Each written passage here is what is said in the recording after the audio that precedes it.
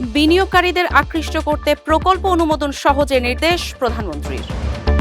পুলিশের পোশাক নিয়ে কেউ সন্তুষ্ট না, মানানসই হয়নি বললেন স্বরাষ্ট্রমন্ত্রী।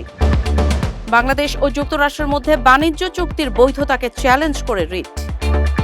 মার্কিন নৌ অবরোধে এ পর্যন্ত ইরানের ক্ষতি $4.8 বিলিয়ন, এক্সিওস। হ্যাট্রিক জয়ের পরও কলকাতার সামনে কঠিন সমীকরণ।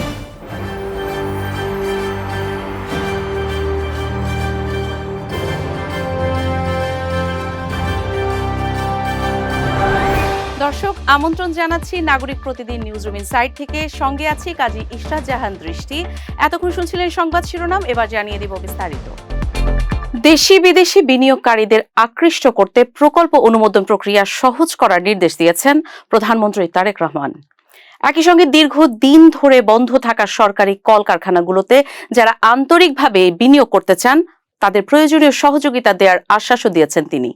সোমবার বাংলাদেশ সচিবালয়ে মন্ত্রী পরিষদ বিভাগে প্রধানমন্ত্রীর কার্যালয়ে অনুষ্ঠিত এক বৈঠকে তিনি এসব নির্দেশনা দেন।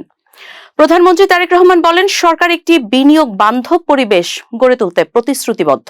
এই লক্ষ্য অর্জনে বিনিয়োগ প্রক্রিয়ায় বিদ্যমান জটিলতা দূর করা জরুরি। স্বরাষ্ট্রমন্ত্রী সালাউদ্দিন আহমদ বলেছেন, সারা দেশ ও পুলিশ বাহিনীর মধ্যে পুলিশের বিদ্যমান যে পোশাক আছে এটা নিয়ে কেউ সন্তুষ্ট না। পোশাকটা আসলে মানানসই হয়নি, সেজন্য তাদের আবেদনের প্রেক্ষিতে বিষয়টা বিবেচনা করেছি। সোমবার সচিবালয়ে রোহিঙ্গা সহ সাম্প্রতিক ইস্যুতে এক ব্রিফিংয়ে তিনি এসব কথা বলেন। স্বরাষ্ট্রমন্ত্রী বলেন, একটি ঐতিহ্যবাহী পোশাক নির্ধারণের বিষয়টি বিবেচনা করেছি, যা গ্রহণযোগ্য হবে।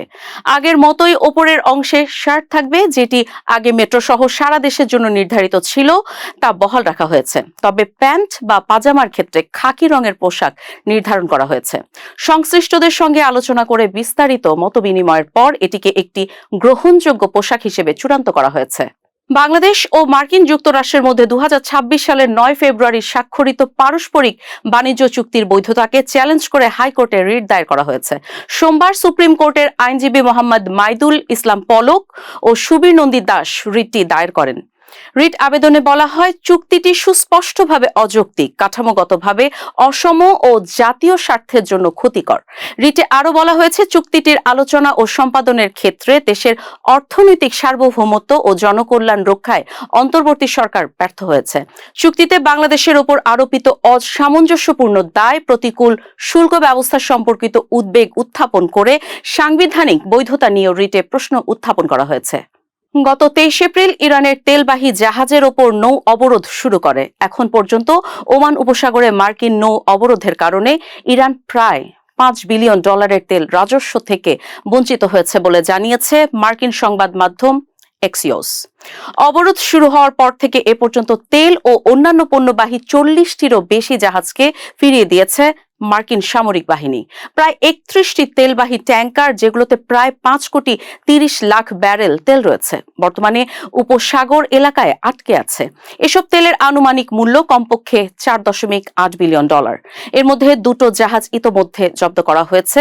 প্রতিবেদনে আরও বলা হয়, স্থলভাগে স্টোরেজ পূর্ণ হয়ে যাওয়ায় ইরান এখন পুরনো ট্যাঙ্কারগুলোকে ভাসমান স্টোরেজ হিসেবে ব্যবহার করছে।